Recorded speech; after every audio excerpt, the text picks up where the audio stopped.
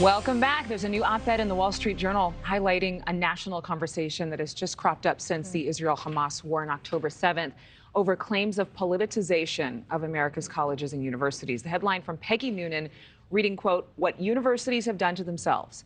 They have gone from being centers of excellence to institutions pushing political agendas," end quote. Now, the debate gained momentum following a congressional hearing, and this was featuring some of the presidents of Ivy League universities whose responses to questions about whether anti-Semitism on their campuses was harassment and whether or not it violated school policy. Their responses were seen as weak, to say the least.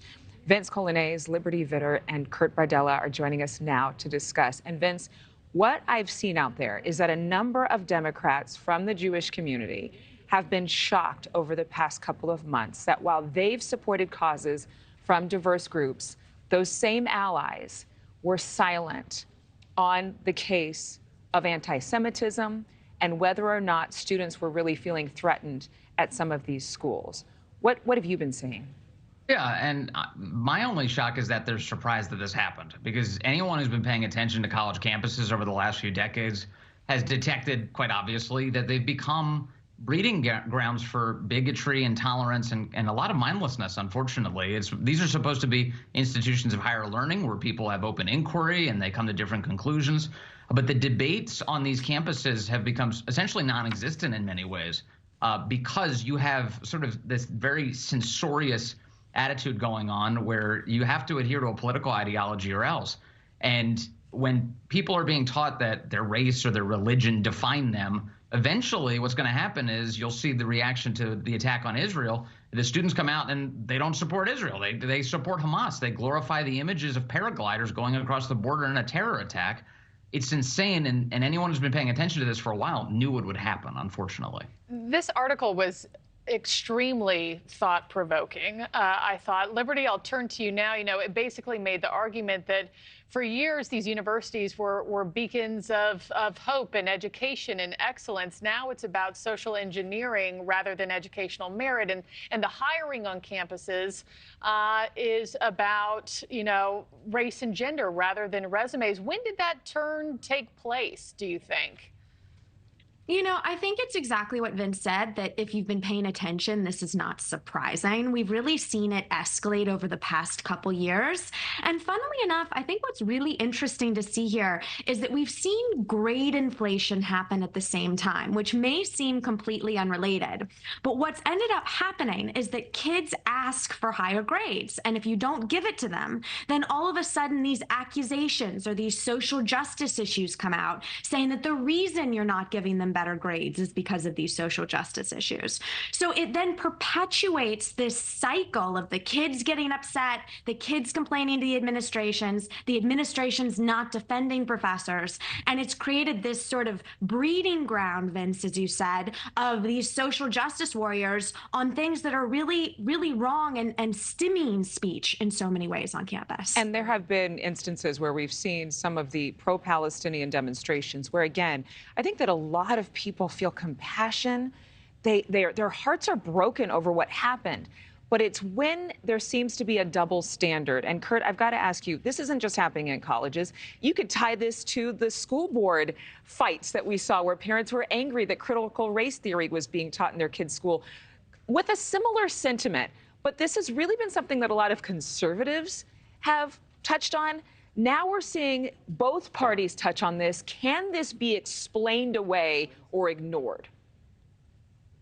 Well, I think that the problem here is you really have both parties at this point engaging in the politicization of education.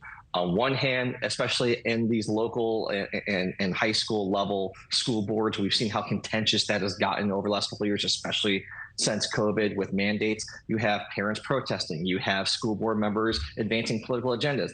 On the other side, you have people that are upset about what curriculum is being taught. You have parents taking a much more direct hand in whether they're banning books or advocating for books. It really should be left up to education professionals to set curriculum. You know, one of the common cores of conservatism is less government involvement, less government reach in what's going on in your classroom, in your homes. We need to get back to that, because let me tell you something.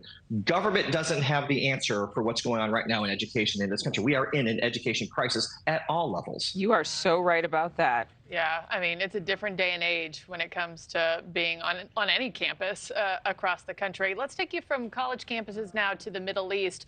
As you all know, the White House pushing Israel to scale back its relentless air and ground campaign that we've seen for the past couple months, which has resulted in widespread civilian deaths. The Biden administration now encouraging more precise surgical military operations instead.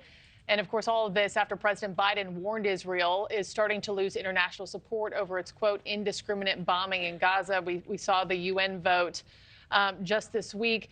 Vince, does Netanyahu care what President Biden has to say? Well, I think ultimately every Israeli prime minister should care what the words are that are coming out of the president of the United States' mouth, because they are dependent on U.S. aid. We've been very supportive of Israel for the last 75 years, including now. So, yeah, he's paying attention, no question. I think in Biden's case, he's staring at the political calendar, and he's got a problem on his hands, which is that he has a base that's very divided on this. You have some percentage, of course, that do support Israel, but then you have others, like many of the radicals we just talked about on the college campuses, who think that Israel's the bad guy here, and many believe that they deserved the attack on October 7th, unfortunately. And so Biden's trying to balance that out ahead of the election, and they want to accelerate this and say, hey, get the war over with so we don't even have to be talking about it come election day. Meanwhile, this week he asked for another $60 billion for Ukraine, and we're only 2 months into this war in Israel, and he's saying patience is running out. I think that's a stark comparison. Liberty, a lot of people have compared what's happening in Ukraine to what happened in Israel with the attack by Hamas, that it was the same, essentially, spirit behind the terror. But, are we looking at this through a purely Western lens that cannot comprehend the kind of fight that Israel is undertaking, how tiny Israel is, how tiny and contained Gaza is, and the fact that this fight has gone on for not just 75 years, not 45 years, thousands of years?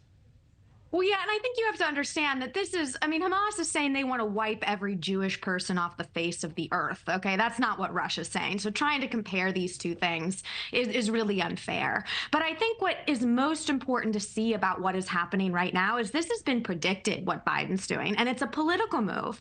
If you look, there are Muslim political groups in Michigan, for example, who've said under no condition will they vote for Biden. Well, there's 250,000 of them who've signed up for that group, and Biden didn't win by that many votes last time. So this is really a political move, and one that is going to push Israel into being even more aggressive. If Israel is pushed into a corner and feels that there isn't going to be help, but they're feeling more restrained, they're not going to change their goals. They're just going to become more aggressive about their goals. So I think this is really becoming a lose-lose situation for President Biden. Kurt, do you agree? You think this is a political move by Biden? And do you think that his tune would be different if he didn't have Election Day a year from now? Well, I think for any president facing re-election, they would act differently in the year run up to the election than if they didn't have that hanging over their head. But I also think that Election Day is a long time from now, and a lot's going to happen between now and then. I can tell you right now, none of us sitting here can tell you with any certainty what we're going to be talking about in September and October of 2024. So true.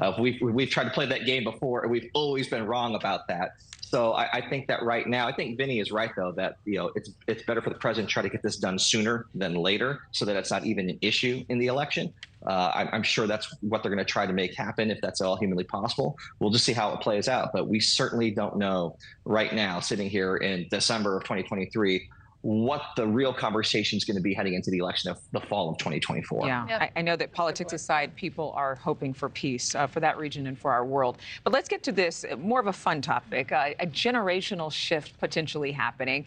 A lot of studies come out and think pieces suggesting that millennials and Gen Z are less enthusiastic about having kids. There's a recent poll finds that only 55% of Gen Zers and millennials plan on having children at all. The top reason they offered, get this, is they want to have more time for themselves. Experts also citing, as if they didn't get enough of that during the pandemic. Also, they're citing growing concerns over the state of the world. That sounds more realistic, as well as the financial cost of raising children. So, looking at the stats, the birth rate seems to be pretty steady. 44% of people think you should have 2 kids. Like, that's the magic number. But I've been seeing more stories, Liberty, of young women who are millennials saying, I was sold a bill of goods. I was sold a lie. I should not want to just be an independent woman and pursue my career. I want babies.